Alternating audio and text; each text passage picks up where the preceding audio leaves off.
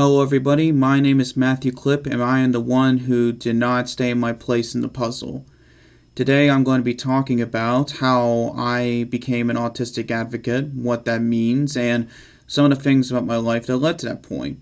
Now, I am the founder and leader of the GEAR, which is an autism advocacy movement, and I feel like in order to truly understand why I run it, you have to understand some things about me.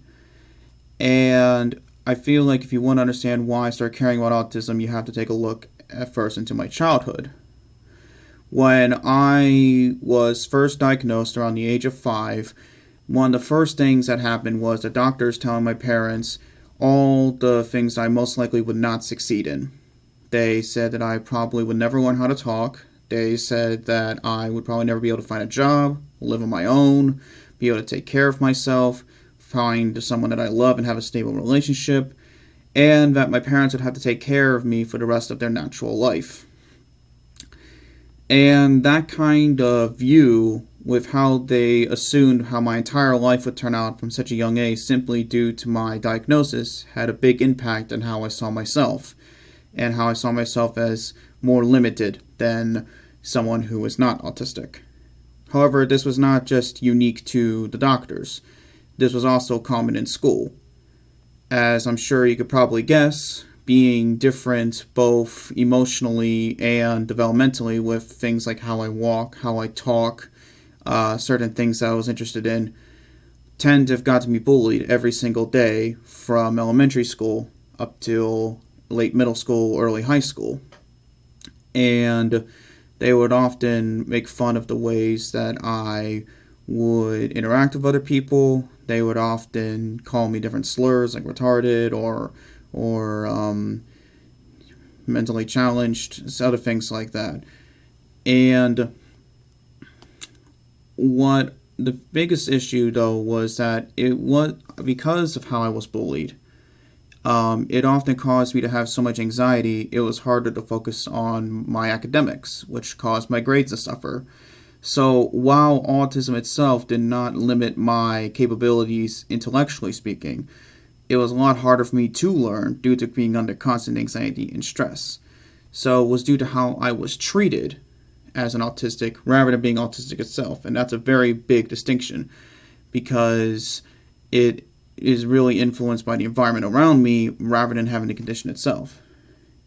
However, what also didn't help was the fact that a lot of the teachers and staff would not discipline people who had bullied me.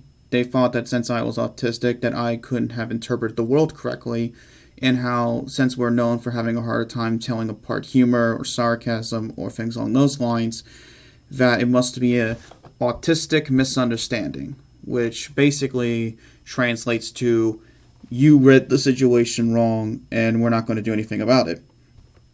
This even happened when another student intentionally broke my arm, and all they gave him was a firm talking to, and they continued to bully me throughout the rest of the year. However, there was only one place that I felt accepted. The only place I feel like I could thrive is a place where I had to fight to earn my place, the world of martial arts. Training in martial arts, specifically karate, really helped me be able to harness certain skills and certain amount of self-confidence that I did not have access to growing up. And one of the ways of doing that was working through the ranks of the belts. So trying to work from white belt to yellow belt to gold belt, and etc., etc. Having to practice over and over again these different moves that require very coordinated movements that were incredibly difficult for me to do, doing that hundreds and hundreds of times, as well as learning new weapons and new meanings. It created a fun way for me to keep pushing myself in order to try to get that next belt, to get the next thing, and to feel like I am still very capable of doing something that many people see as a major talent. And one of the things that really helped out my confidence was when after 6 years of training, I was able to earn my black belt. Earning my black belt allowed me to become an assistant instructor in the school, which basically meant sometimes I would help either teach or assist in classes and teach other students. This gave and helped increase my confidence, and we would have different conferences where we would be taught different speech tactics and how to remain calm even in front of a crowd and how to read your crowd and things along that line, which would come into play later as an autistic advocate and even just in my social life. What also helped was I was getting to learn how to train children and also children with disabilities like autism or physical disabilities or even more severe mental impairments like unfortunately being nonverbal or having a very hard time walking in a straight line, things along like that. I had to be able to learn how to accommodate for them and also how to teach karate to them in their own unique way. And this kind of allowed me to see how anyone really can have potential in things, even as something as physical as martial arts. Even if it's not quite the same looking as the quote-unquote average person, it still gives them a lot of skill. Although I have become good at becoming a teacher, I would have had to be taught a lesson about how autistics are treated that I will never forget. I was in my psychology class and I had to do an assignment on autism, and one of the sections was controversies, and I came across a video of an autistic being strapped to the ground and electrocuted 32 times for over 7 hours because he refused to take off his jacket at the Judge Rotenberg Center. Hearing the screams of Andre McCollins changed my life forever. When I first found out about the Judge Rotenberg Center, through having to see that kind of suffering, it ingrained into my mind, and I could not help but feel like I had to tell people about this. I had to do something to try to help out those who are being forcefully tortured with electric devices. And for a long time, I kept thinking, how could they do this? But then I realized the proper question would be, why did they do this? Or how are they able to get away with it? And that's when it hit me that when you look at how autism is treated in other aspects of our country and other aspects of our culture, the idea of curing or eradicating autism has been made for a convenient excuse to allow excessive or brutal treatments on us in an effort to keep us from suffering the burden of being autistic. And one of the biggest groups that did that was the anti-vax movement.